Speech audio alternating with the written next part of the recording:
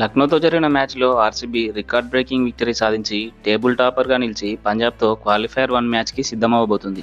ప్రతి batsmen ఊచకోతతో RCB ఓ అద్భుత విజయాన్ని సాధించింది. 228 టార్గెట్ని మరో 8 బంతులు మిగిలుండగానే చేసింది. సో ఆర్సీబీకి ఇది హైయెస్ట్ రికార్డ్ చేజ్గా మారింది. అంతకుముందు ఆర్సీబీకి హైయెస్ట్ చేజ్ 215 రన్స్గా ఉండేది. ఇక బ్యాటింగ్లో సాల్ట్ అగ్రెసివ్గా ఆడగా కోహ్లీ హాఫ్ సెంచరీతో సూపర్ ఇన్నింగ్స్ ఆడాడు. మయాంక్ అగర్వాల్ రిప్లేస్మెంట్ చేసుకున్నందుకు న్యాయం చేశాడు. ఇక అసలైన మ్యాచ్ హీరో మాత్రం ఆ team standing captain Jitesh Sharma. క్రీజ్లోకి వచ్చిన నుండి బౌలర్లందరినీ ఓ ఆటాడుకున్నాడు. ఎటువంటి దయ లేకుండా ప్రతి బౌలర్ని చితక్కొట్టాడు. ఆర్సీబీకి గ్రేటెస్ట్ విక్టరీని అందించి టేబుల్ టాపర్గా నిలిపాడు. దీంతో ఫస్ట్ ఇన్నింగ్స్లో పంత్ చేసిన సెంచరీ వృధా అయింది. ఇక మ్యాచ్ విషయానికి వస్తే ఆర్సీబీ టాస్ గెలిచి ఫీల్డింగ్ తీసుకుంది. హ్యాజిల్వుడ్ టీంలోకి వచ్చిన ఈ మ్యాచ్లో ఆడలేదు. ఇక లక్నో బ్యాటర్స్ మిచెల్ మార్ష్ మరియు బ్రెట్స్కి ఓపెనర్స్గా రాగా బ్రెట్స్కి 10 బంతుల్లో 14 పరుగులు చేసి నువాన్ తుషారా వేసిన ఎక్సలెంట్ డెలివరీకి బౌల్డ్ అయ్యాడు. సో దీంతో లక్నోకి మంచి స్టార్ట్ లభించలేదు. బట్ లక్నో అసలైన ఆట అప్పుడే మొదలైంది. 1 డౌన్లో వచ్చిన కెప్టెన్ రిషబ్ పంత్ ఎక్సలెంట్ ఇన్నింగ్స్తో వింటేజ్ పంత్ని గుర్తు చేశాడు. తన బ్యాట్ స్వింగ్తో అద్భుతమైన షాట్లతో 6లు 4లతో బౌలర్లను ఉతికారేశాడు. ఇన్ని రోజులు ఫామ్లో లేక ఇబ్బంది పడుతున్న పంత్ ఈ మ్యాచ్లో సూపర్ కమ్బ్యాక్తో తన మీద వస్తున్న విమర్శలకన్నింటికీ సమాధానం అందించాడు.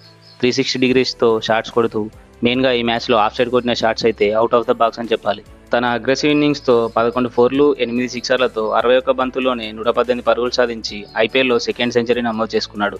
ఇక మరో ఎండ్లో మిచెల్ మార్ష్ పంత్తో కలిసి విధ్వంసం సృష్టించాడు. వీరిద్దరూ కలిసి ఏకంగా 78 బంతుల్లోనే 152 పరుగులు అందించి టీంని స్ట్రాంగెస్ట్ పొజిషన్లో ఉంచారు.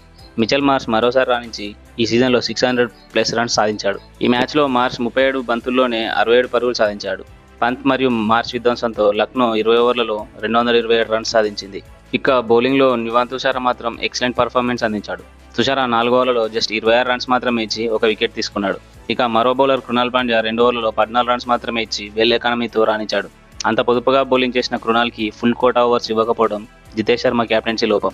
అదేవిధంగా భువనేశ్వర్ కుమార్ని స్టార్టింగ్ ఓవర్స్లో కాకుండా 5th ఓవర్కి తీసుకురావడం, భువనేశ్వర్ కంటే ముందు యశ్ దయాల్కి బౌలింగ్ ఇవ్వడం వల్ల బౌలింగ్లో ఆర్సీబీ భారీగా పరుగులు సమర్పించుకుంది.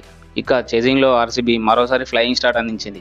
సాల్ట్ మరియు కోహ్లీ అగ్రెసివ్ ఇంటెంట్తో ఎక్సలెంట్ పర్ఫార్మెన్స్ అందించారు. వీరిద్దరూ కలిసి 5.4 ఓవర్స్లోనే 61 రన్స్ అందించి టీంకి సూపర్ స్టార్ట్ అందించారు. సాల్ట్ జస్ట్ 19 బంతుల్లోనే 30 పరుగులు సాధించి అవుట్ అయ్యాడు. ఇక మరో ఎండ్లో కోహ్లీ మరోసారి రెచ్చిపోయాడు. తన క్లాస్ ఇన్నింగ్స్తో చేజ్ మాస్టర్ మరో హాఫ్ సెంచరీ సాధించి ఐపీఎల్లో హైయెస్ట్ హాఫ్ సెంచరీ రికార్డ్ని క్రియేట్ చేశాడు. 62 హాఫ్ సెంచరీస్తో వార్నర్ పేరు మీద ఉన్న రికార్డ్ని బద్దలు కొట్టి 63 హాఫ్ సెంచరీలతో రికార్డ్ క్రియేట్ చేశాడు. అదేవిధంగా ఐపీఎల్లో ఆర్సీబీ తరపున 9000 రన్స్ కంప్లీట్ చేసుకున్నాడు. మరొకటి టోర్నీలో అత్యధిక సార్లు ఒక సీజన్లో 600+ రన్స్ 5 సార్లు సాధించి మరో రికార్డ్ క్రియేట్ చేశాడు.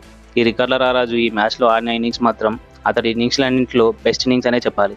తన ప్యూర్ క్లాస్తో 30 బంతుల్లోనే 10 బౌండరీలతో 54 పరుగులు సాధించాడు. అయితే కెప్టెన్ పట్టిదార్ ఇన్నింగ్స్ని అగ్రెసివ్గా స్టార్ట్ చేసిన 14 పరుగులకే అవుట్ అయ్యాడు. తర్వాత బంతికే లియామ్ లివింగ్స్టోన్ ఎల్బీడబ్ల్యూగా అవుట్ అవడంతో ఆర్సీబీ మరోసారి ఇబ్బంది పడింది.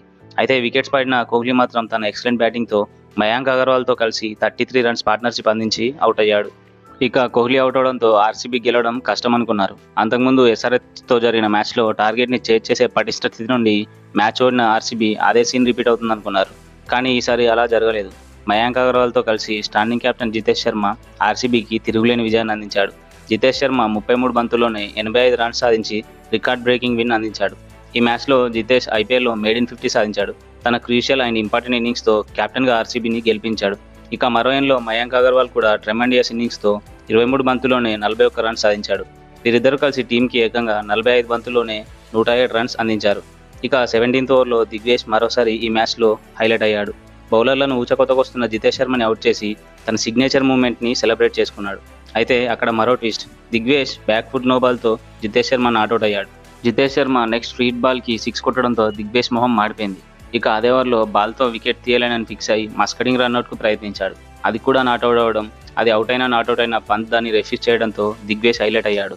బౌలింగ్లో ఎల్హెచ్జీ తేలిపోయింది. విలియం మరూకి 4 ఓవర్లలో 74 రన్స్ ఇచ్చి 2 వికెట్లు తీసుకున్నాడు. ఐపీఎల్లో ఇది 3rd హైయెస్ట్ రన్ స్పెల్. అయితే టాప్ 3 హైయెస్ట్ స్పెల్స్ ఇదే సీజన్లో రావడం విశేషం. నెక్స్ట్ దిగ్వేష్ రతి వికెట్ తీయకుండా మిగతా బౌలర్లతో పోల్చుకుంటే పర్లేదనిపించాడు. 4 ఓవర్లు వేసిన దిగ్వేష్ రతి 36 రన్స్ ఇచ్చాడు. ఇక ఈ మ్యాచ్ విజయంతో ఆర్సీబీ టేబుల్ టాపర్గా నిలిచి పంజాబ్తో క్వాలిఫైర్ 1 ఆడబోతుంది. ఎలిమినేటర్లో గుజరాత్తో ముంబై తలపడనుంది. చూద్దాం ఏ టీం క్వాలిఫైయర్లో గెలుస్తుందో, ఏ టీం ఎలిమినేటర్లో గెలుస్తుందో అని. Thank you for watching.